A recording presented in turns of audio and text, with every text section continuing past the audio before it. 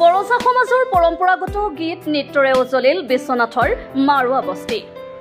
সাকুমঠা আঞ্চলিক পৰজা সমাজৰ ৭ম বাৰ্ষিক প্ৰতিষ্ঠা দিৱসৰ সফল সামৰণি। শিক্ষা দীক্ষাৰেহে সমাজ এখন আগবাঢ়ি যাব পাৰে। বিশ্বনাথৰ মাৰুৱা বস্তিত মঙলবাৰে আয়োজিত সাকুমঠা আঞ্চলিক পৰজা সমাজৰ সভাত এই মন্তব্য বিহালীৰ বিধায়ক দিগন্ত ঘাটোৱালৰ।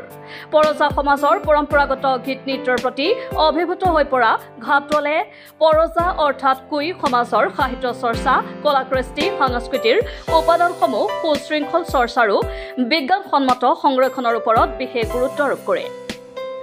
লোকাচাৰ, পৰম্পৰাগত নীতি নিয়ম, আৰ্থ সামাজিক তথা শৈক্ষিক দিশৰ ওপৰত বিশেষ গুৰুত্ব প্ৰদান কৰাৰ আহ্বান বিধায়কগৰাকীৰ। ইফালে সাকুমঠা আঞ্চলিক পৰজা সমাজৰ প্ৰতিষ্ঠা দিৱস উপলক্ষে পতাকা উত্তোলন কৰাৰ পাছতে পৰজা সমাজৰ প্ৰতিষ্ঠাপক নন্দেশ কুমাৰ পৰজা, যুগু পৰজাৰ উপৰিও প্ৰাণৰ শিল্পী জুবিন গাৰ্গলৈ শ্ৰদ্ধাঞ্জলি জনোৱা হয়। সাকুমঠা আঞ্চলিক পৰজা সমাজৰ সভাপতি শিৱনাথ পৰাজাৰ সভাপতিত্বত অনুষ্ঠিত হোৱা মূল সভাত কৃতি ছাত্ৰ-ছাত্ৰীসকলক সম্বৰ্ধনা জনোৱা হয়। আনহাতে আদিবাসী চাহ জনগোষ্ঠীৰ সমাজলৈ আগবঢ়োৱা অৱদানৰ স্বীকৃতি স্বৰূপে বিশিষ্ট কণ্ঠশিল্পী শ্যাম কুমাৰ নাগক এখনি ফুলাম গামোচা আৰু সম্বৰ্ধনা পত্ৰৰে সন্মানিত কৰে পৰজা সমাজে।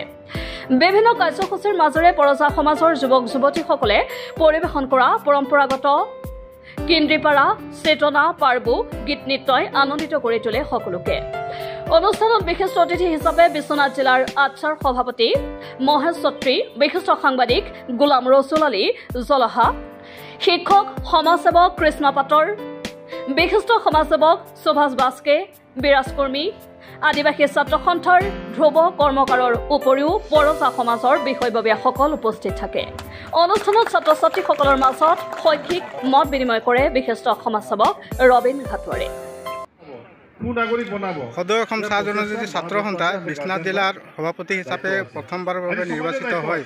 আপুনি আজি পৰজা সমাজৰ প্ৰতিষ্ঠা দিৱসত আপুনি উপস্থিত হৈছেহি। এই মুহূৰ্তত আপোনাৰ কি অনুভৱ বুলি ক'লে খুবেই ভাল লাগিছে। আজি সদৌ অসম পৰজা সমাজ সাকুমঠা আঞ্চলিকৰ ৭ম বাৰ্ষিকী প্ৰতিষ্ঠা দিৱসত এই মূল সভাত উপস্থিত থাকি মই নথৈ আনন্দিত। আজি পৰজা সমাজত আমন্ত্ৰণ জনোৱাৰ কাৰণে তেওঁলোকক মই ধন্যবাদ জ্ঞাপন কৰিছোঁ। আৰু আমাৰ বক্তব্যত আমি জনাইছোঁ যে অসমৰ বৃহত্তৰ জনগোষ্ঠী বুলি ক'লে চাহ জনগোষ্ঠী আদিবাসীসকল, আৰু আদিবাসীসকলৰ অন্যতম সমাজ হৈছে পৰজা সমাজ।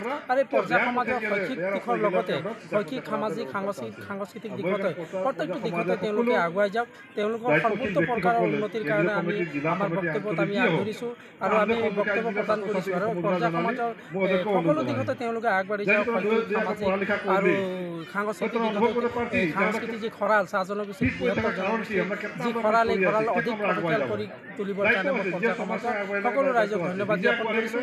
আৰু এই অনুষ্ঠানলৈ আমন্ত্ৰণ জনোৱাৰ কাৰণে সাকুমঠা পৰজা সমাজৰ আঞ্চলিক কমিটিৰ সভাপতি সম্পাদক, আঞ্চলিকৰ অন্তৰ্গত শাখাসমূহৰ বিষয়ববীয়াসকল, পৰজা সমাজৰ জিলা কমিটিৰ বিষয়ববীয়াসকলক মই ধন্যবাদ আৰু কৃতজ্ঞতা জ্ঞাপন কৰিছোঁ। ছাত্ৰ-ছাত্ৰীসকলে কি আহ্বান জনাব? বিশেষকৈ ছাত্ৰ-ছাত্ৰীসকলক মই এটাই আহ্বান জনাব বিচাৰোঁ যে আমি শৈক্ষিক দিশৰ জৰিয়তে আমি উন্নতি সাধন কৰিব পাৰিম। গতিকে আমি কোনো ছাত্ৰ-ছাত্ৰীয়ে যাতে স্কুল নোযোৱাকৈ ঘৰত নাথাকে তাৰ কাৰণে বিশেষভাৱে আমি অভিভাৱকসকলক আমি জনাইছোঁ আমাৰ বক্তব্যত, যাতে আমাৰ চাহ জনগোষ্ঠী হওক বা আদিবাসী সমাজখনৰ যিসকল বাগিচা বা বস্তি অঞ্চলত বসবাস কৰে, আমি বেছিকৈ দেখিব পাওঁ ড্ৰপ আউট ষ্টুডেণ্ট। আমাৰ এই সমাজৰ পৰা ড্ৰপ আউট ষ্টুডেণ্ট আমি নাইকিয়া কৰিব লাগিব, তেতিয়া এই সমাজখন আগুৱাই যাব পাৰিব। যদি পৰজা সমাজ আগুৱাই যাব তেতিয়া বৃহত্তৰ চাহ জনগোষ্ঠী বা আদিবাসী সমাজখনে আগুৱাই যাব বুলি আমি দৃঢ় বিশ্বাসী। আৰু আজি আমাৰ এই বক্তব্যত আমি সেইখিনি কথা আমি প্ৰতিফলন কৰিছোঁ বা বক্তব্য